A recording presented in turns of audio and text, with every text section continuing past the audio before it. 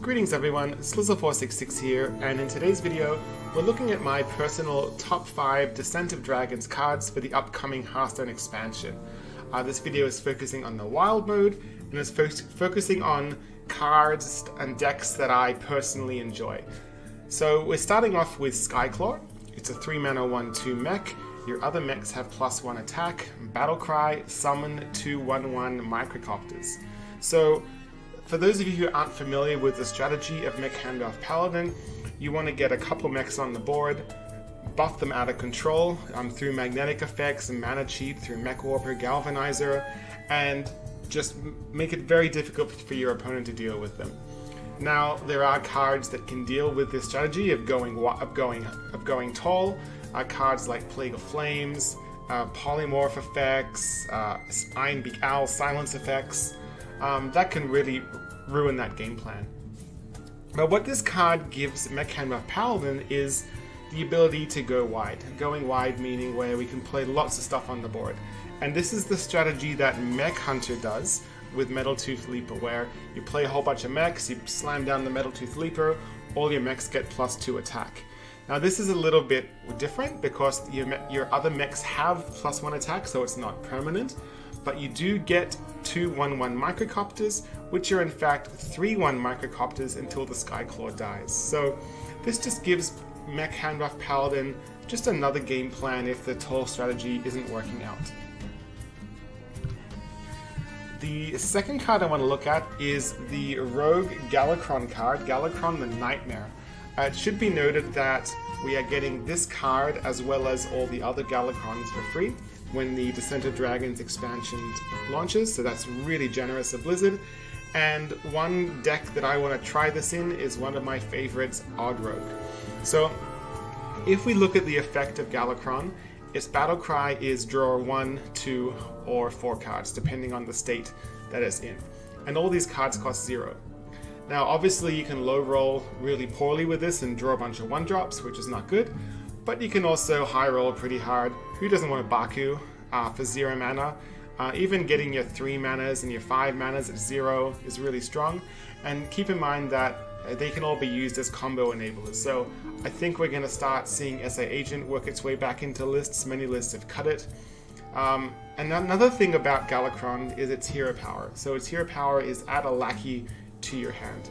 We've seen the power of lackeys with Odd Rogues, especially with the introduction of Evil Miscreant. And again, lackeys are combo enablers that let you do ridiculous things. Now, we need a way to be able to invoke Galakron, and there are a couple of tools available, 2 specifically at odd costs. So the first one is Praise Galakron. It's a 1 mana spell. Give a minion +1 attack, invoke Galakron. So you can kind of think of this as similar to Cold Blood. Of course, no way near as good as Cold Blood.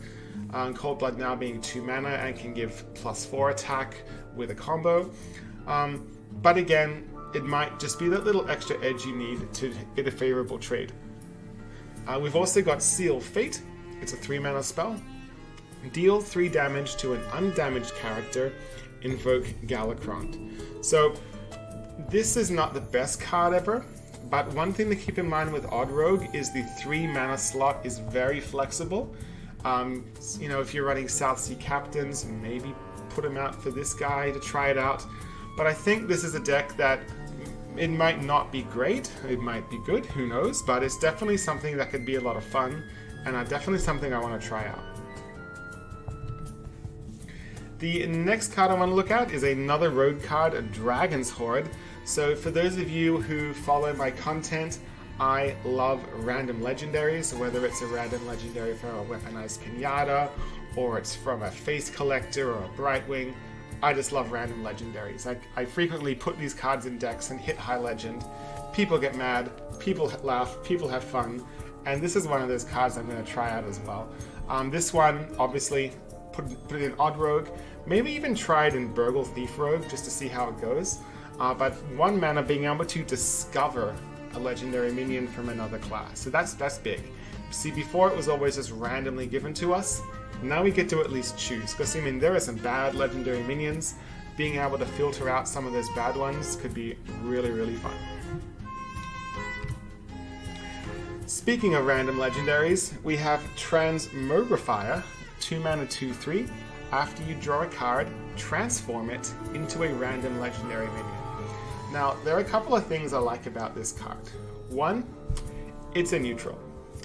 2, it makes River Crocolisk look really bad. And 3, it's even costed, which means even Shaman. Now, even Shaman's 2-drop slot is flexible.